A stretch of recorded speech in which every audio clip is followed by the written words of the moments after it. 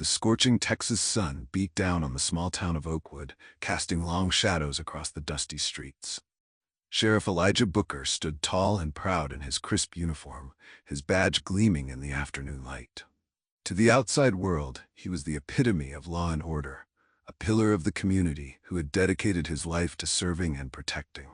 But behind closed doors, a sinister secret festered, threatening to unravel everything he had built. As Elijah's eyes scanned the familiar faces of townsfolk going about their daily business, his gaze lingered on a young woman across the street.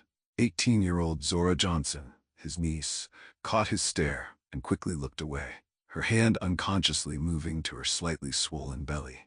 The sight sent a chill down Elijah's spine, a stark reminder of the tangled web of lies and betrayal he had woven. Little did the good people of Oakwood know that their beloved sheriff was about to become the center of a scandal that would rock their quiet town to its very core. A tale of forbidden desire, shattered family bonds, and a desperate attempt to cover up the consequences of their actions was about to unfold, leaving a trail of broken lives and spilled blood in its wake. Zora Johnson had always been the apple of her family's eye. Born to Elijah's younger sister Aaliyah and her husband Jerome, Zora was a bright and vivacious child who brought joy to everyone around her. As she grew into a beautiful young woman, her uncle Elijah couldn't help but notice the changes in her. It was during the annual Johnson family reunion, just after Zora's 18th birthday, that the first seeds of temptation were sown. The backyard barbecue was in full swing, with the scent of grilled meats and the sound of laughter filling the air. Elijah, recently divorced and feeling the weight of loneliness, found himself drawn to Zora's infectious energy and youthful beauty. As the evening wore on and the adults indulged in one too many glasses of sweet tea spiked with bourbon, Zora sought out her uncle's company. They sat on the porch swing, away from the prying eyes of relatives, and talked for hours. Elijah was captivated by her dreams of college and a life beyond the confines of their small town. "Uncle Elijah," Zora said, her voice soft and tinged with admiration, "I've always looked up to you. You're not like the other men around here. You've seen the world, made something of yourself." Elijah felt a warmth spread through his chest that had nothing to do with the alcohol. "You're destined for great things, Zora. Don't let anyone hold you back." As the night deepened and the party wound down, Elijah found himself alone with Zora in the kitchen, helping her clean up. The air between them crackled with an unspoken tension. When their hands brushed as they reached for the same dish, neither pulled away immediately. Their eyes met, and for a moment, the world stood still. It was Zora who broke the spell, laughing nervously and turning away. But the seed had been planted, and in the fertile soil of Elijah's loneliness and Zora's naivety, it would soon grow into something neither of them could control. Weeks passed, and Elijah couldn't shake the memory of that night. He found himself making excuses to visit his sister's house, always hoping to catch a glimpse of Zora. The guilt gnawed at him, but the attraction was undeniable. One sweltering afternoon in late July, Elijah received a call from Aaliyah. "Elijah, I hate to ask, but could you pick up Zora from her summer job at the diner? Jerome's truck broke down and I'm stuck at work." Elijah's heart raced as he agreed, knowing he shouldn't be alone with his niece, but unable to resist the opportunity. As he pulled up to the small roadside diner in his patrol car, he saw Zora waiting outside, her uniform clinging to her curves in the humid air. "Thanks for the ride, Uncle Elijah," Zora said as she slid into the passenger seat. The car filled with the scent of French fries and her flowery perfume. Instead of taking the direct route home, Elijah found himself driving down a secluded country road. Zora didn't seem to notice, chatting animatedly about her day and her plans for the future. "I've been thinking about what you said at the barbecue," she confided, "about not letting anyone hold me back. I want to experience life, you know? But sometimes I feel so trapped here." Elijah's knuckles whitened on the steering wheel. "You're young, Zora. You have your whole life ahead of you. But I don't want to wait," she said, her voice taking on a husky quality that made Elijah's pulse quicken. "I want to start living now." He pulled the car over to the side of the road, surrounded by fields of tall grass swaying in the breeze. When he turned to face Zora, he found her looking at him with an intensity that both thrilled and terrified him. "Zora, we can't," he began, but she silenced him by placing a finger on his lips. "Why not?" she whispered. "I'm not a child anymore, Uncle Elijah. I know what I want." In that moment, all of Elijah's resolve crumbled. He pulled Zora close, their lips meeting in a passionate kiss that obliterated all thoughts of right and wrong. As they gave in to their desires in the backseat of his patrol car, Elijah knew he was crossing a line from which there was no return. Afterward, as they hastily straightened their clothes and avoided each other's eyes, the weight of what they had done settled over them like a heavy blanket. "This can't happen again," Elijah said, his voice hoarse with emotion. Zora nodded, but the look in her eyes told a different story. They both knew that this was only the beginning. The weeks that followed were a blur of stolen moments and secret rendezvous. Elijah and Zora developed an elaborate system of coded text messages and clandestine meetings, always careful to avoid suspicion from their family and the townspeople. Their affair burned hot and fast, fueled by the thrill of the forbidden and the intensity of their connection. Zora blossomed under Elijah's attention, feeling for the first time like a woman rather than a girl. Elijah, for his part, was intoxicated by her youth and vitality, finding in Zora everything he had been missing in his life. But as summer began to wane, the first cracks in their secret world started to appear. Zora became more demanding of Elijah's time, chafing at the necessary secrecy of their relationship. "Why can't we just tell everyone?" she asked one night as they lay tangled together in the back of Elijah's truck, parked in a secluded spot by the lake. "I love you, and you love me. That's all that matters." Elijah sighed, running a hand through his graying hair. "You know why, Zora. I'm your uncle. I'm the sheriff. If anyone found out, it would destroy both of our lives." Zora pulled away from him, her eyes flashing with anger. "So what, we just keep sneaking around forever? Is that your plan?" "No, of course not," Elijah said, trying to placate her. "We just need to be patient. You'll go off to college soon, and then what?" Zora interrupted. "You'll come visit me on weekends? We'll pretend to be strangers in public? I can't live like that, Elijah." The use of his first name, spoken with such venom, stung Elijah more than he cared to admit. He reached for Zora, but she shrugged off his touch. "I think I want to go home now," she said coldly. As Elijah drove Zora back to town in tense silence, he couldn't shake the feeling that things were spiraling out of control. He had known from the start that their relationship was doomed, but he had allowed himself to get caught up in the fantasy. Now, reality was crashing down around them. Little did he know that the true test of their illicit love was yet to come, and it would arrive in the form of 2 pink lines on a pregnancy test. September arrived, bringing with it cooler temperatures and the start of a new school year. Zora, now a senior in high school, threw herself into her studies and extracurricular activities, trying to distract herself from the growing distance between her and Elijah. For his part, Elijah tried to convince himself that the cooling of their affair was for the best. He buried himself in work, taking on extra shifts and volunteering for community events. But no matter how hard he tried, he couldn't shake the memory of Zora's touch or the sound of her laughter. It was at the annual Oakwood Fall Festival that their carefully constructed facade began to crumble. Elijah was on duty, keeping a watchful eye on the crowds as families enjoyed the carnival games and rides. He spotted Zora across the fairgrounds, surrounded by a group of her friends. Their eyes met, and the longing he saw in her gaze made his heart ache. Unable to resist, Elijah made his way over to the group, making small talk with the teenagers. Zora's friends giggled and blushed at the attention from the handsome sheriff, but Zora remained oddly quiet. "Everything all right, Zora?" Elijah asked, concern creeping into his voice. Zora nodded, but her pale face and the dark circles under her eyes told a different story. "I'm fine, Uncle Elijah. Just a little tired." As her friends wandered off to try their luck at the ring toss, Zora leaned in close to Elijah. "We need to talk," she whispered urgently. "Meet me behind the Ferris wheel in 10 minutes." Elijah's stomach churned with anxiety as he made his way to the meeting spot. He found Zora pacing nervously, her arms wrapped tightly around herself. "What's going on, Zora?" he asked, fighting the urge to take her in his arms. Zora took a deep breath, her eyes filling with tears. I'm late, Elijah. My period is late. The world seemed to tilt on its axis as the implications of her words sank in. Elijah felt the blood drain from his face. Are you sure? He managed to choke out. Zora nodded miserably. I took a test this morning. It was positive. In that moment, Elijah saw his entire life flash before his eyes. His career, his reputation, his freedom, all of it hung in the balance.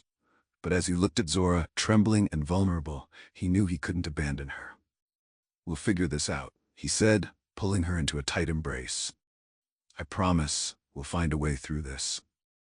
As they clung to each other behind the Ferris wheel, the cheerful music and laughter of the festival seemed to mock them.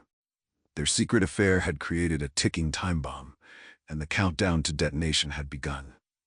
The weeks that followed were a blur of panic and desperate planning. Elijah and Zora met in secret whenever they could, weighing their options in hushed, frantic conversations. We could run away together, Zora suggested one night as they sat in Elijah's parked car on the outskirts of town. Start a new life somewhere no one knows us. Elijah shook his head, his face etched with worry. And go where? Do what? I'm a small-town sheriff, Zora. My skills don't exactly translate to other professions. Then what about? Zora's voice trailed off, her hand unconsciously moving to her still flat stomach. Elijah knew what she was implying.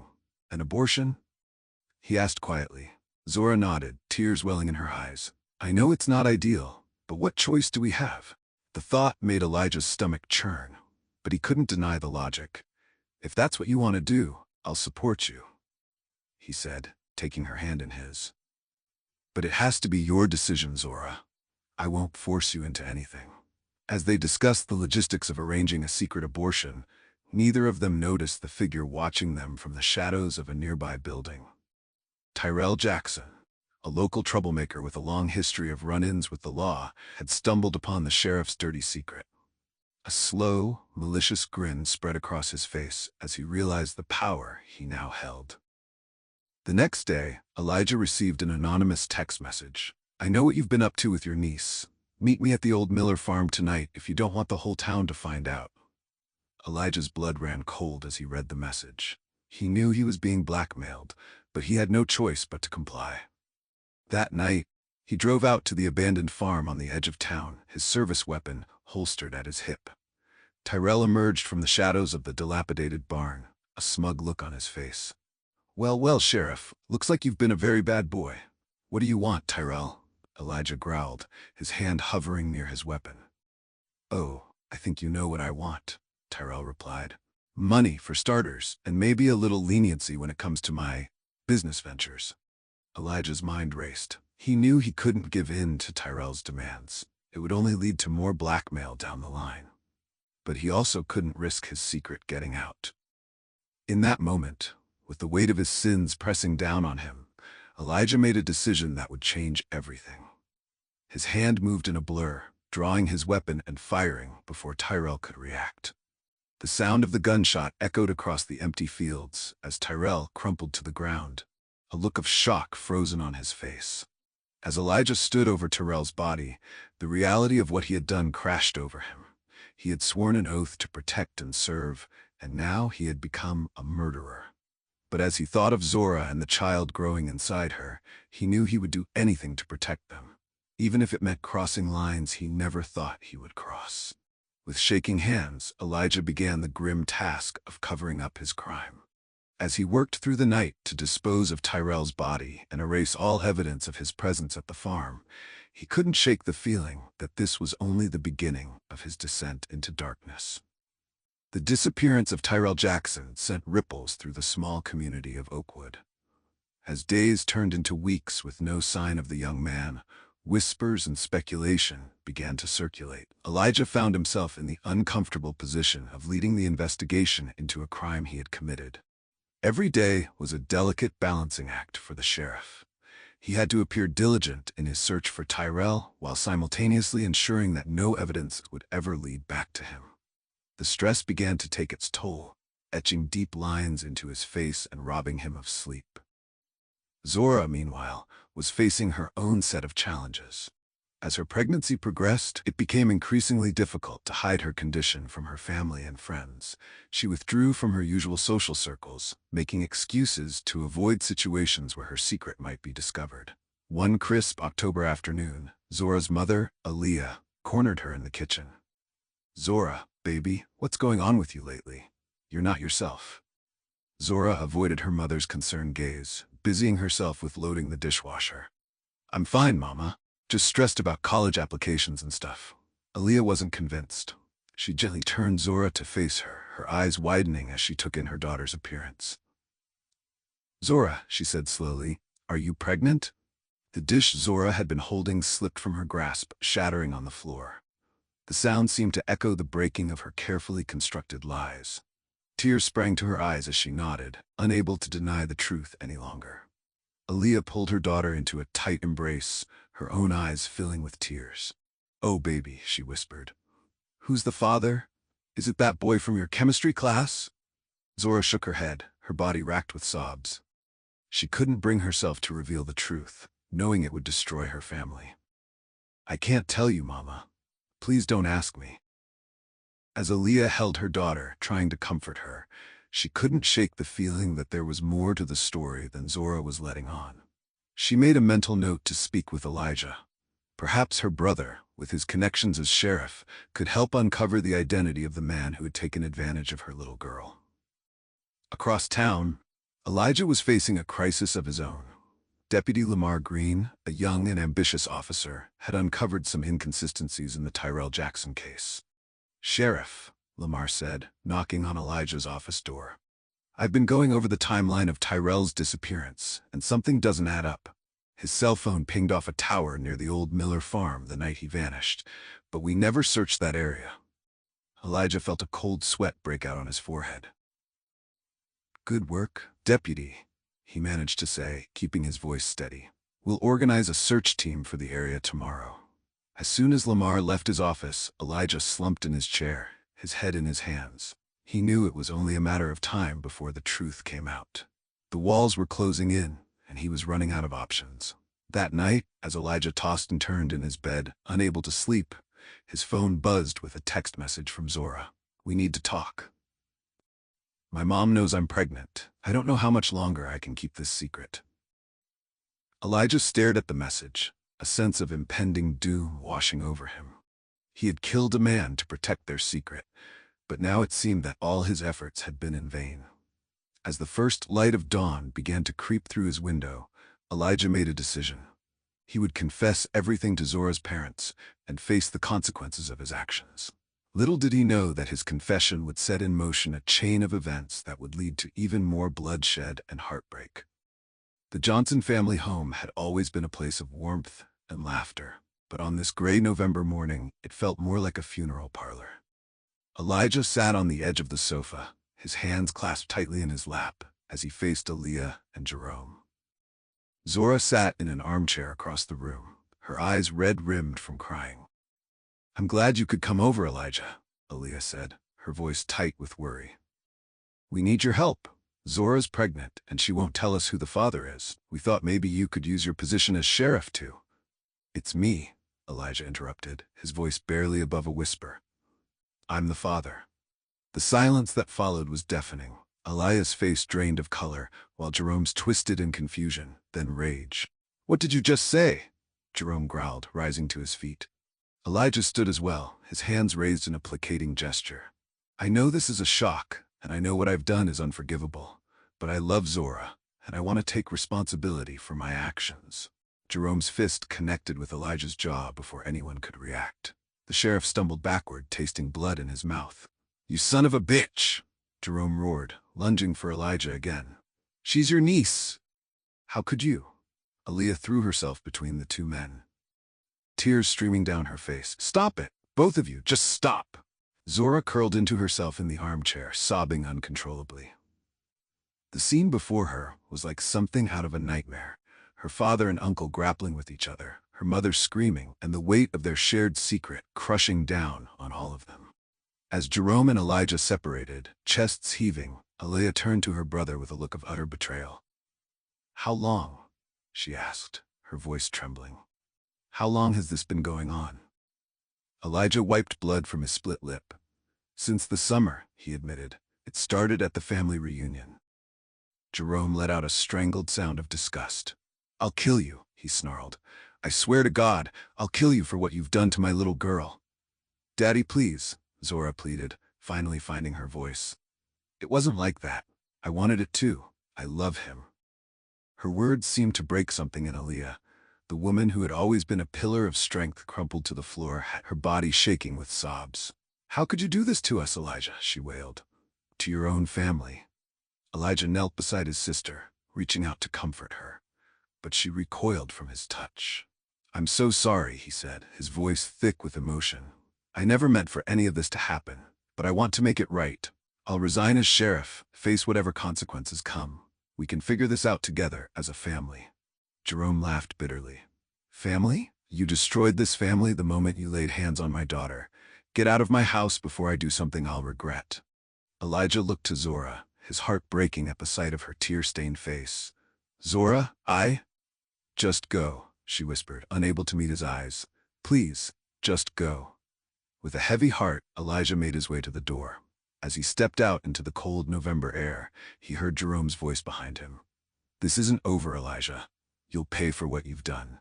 As Elijah drove away from the Johnson home, his mind raced with the implications of what had just transpired. He had confessed to his crime of passion, but the darker secret of Tyrell Jackson's murder still weighed heavily on his conscience. He knew that once he resigned as sheriff, it would only be a matter of time before the truth about Tyrell came to light. Elijah realized with a sinking feeling that his confession, meant to clear his conscience and protect Zora, had only set the stage for an even greater tragedy. The news of Sheriff Elijah Booker's affair with his teenage niece spread through Oakwood like wildfire. Within days, the once respected lawman found himself the subject of whispered conversations and openly hostile glares. His resignation from the sheriff's department was met with a mixture of shock and disgust from his former colleagues. Deputy Lamar Green, now acting sheriff, struggled to maintain order in the department while dealing with the flood of media attention. Reporters from neighboring cities descended on Oakwood, hungry for every salacious detail of the scandal. For Zora, the fallout was equally devastating. Her final year of high school, once filled with dreams of college and a bright future, became a nightmare of whispers and pointed fingers. She stopped attending classes, unable to face the judgment of her peers and teachers. Aaliyah and Jerome's marriage, once a model of stability, began to crumble under the weight of the scandal. Jerome threw himself into his work, staying late at the auto repair shop he owned to avoid coming home. Aaliyah alternated between fits of rage and deep depression, struggling to reconcile the brother she thought she knew with the man who had betrayed her so completely. One week after the confession, Elijah sat alone in his small apartment on the outskirts of town, surrounded by half-packed boxes. He had decided to leave Oakwood, hoping that his absence might allow his family and the town to begin healing. As he sorted through old photographs, a knock at the door startled him. He opened the door to find Zora standing there, her eyes red and puffy from crying. Without a word, she threw herself into his arms. I can't do this anymore. She sobbed into his chest. Everyone hates me. My parents can barely look at me. I want to leave with you. Elijah held her tightly, his heart aching. Zora, you know we can't. You need to finish school, prepare for the baby. Your parents. My parents don't understand, Zora interrupted, pulling away to look up at him. They think you took advantage of me, but they don't know how much I love you. We can start over somewhere new, just the three of us. As tempting as her offer was, Elijah knew he couldn't agree. He had already destroyed so many lives. He couldn't bear to take Zora away from her family and her future. I'm sorry, Zora, he said gently, cupping her face in his hands. But we both know that's not the answer. You have your whole life ahead of you. I won't let you throw it away from me. Zora's face crumpled, fresh tears spilling down her cheeks. So that's it? You're just gonna leave me? I'm doing this for you, Elijah insisted. For you and the baby. You deserve a chance at a normal life, without all this scandal hanging over you. As Zora turned to leave, her shoulders slumped in defeat. Elijah felt as though his heart was being torn from his chest. He wanted nothing more than to call her back, to tell her that they would face the world together. But he knew that this separation, as painful as it was the right thing to do. What Elijah didn't know was that his decision to leave would set in motion a series of events that would lead to an even greater tragedy. As Zora walked away from his apartment, she made a silent vow that if she couldn't have a life with Elijah, she wouldn't have a life at all.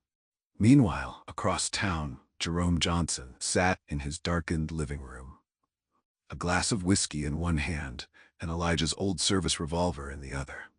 As he stared at the weapon, his mind clouded by alcohol and rage, he began to formulate a plan to make his former brother-in-law pay for destroying his family. The stage was set for a final confrontation that would leave the town of Oakwood forever changed. The days leading up to Elijah's planned departure from Oakwood were tense and fraught with emotion. He spent most of his time in seclusion, venturing out only for necessities and to tie up loose ends. Each time he stepped outside, he could feel the weight of the town's judgment pressing down on him. Zora, reeling from Elijah's rejection, spiraled into a deep depression. She refused to leave her room, barely eating and ignoring her parents' attempts to reach out to her. Aaliyah, torn between concern for her daughter and lingering anger at her brother, felt helpless in the face of Zora's despair. Jerome, consumed by thoughts of revenge, began stalking Elijah's movements. He would park across the street from Elijah's apartment, watching and waiting, the stolen service revolver always within reach.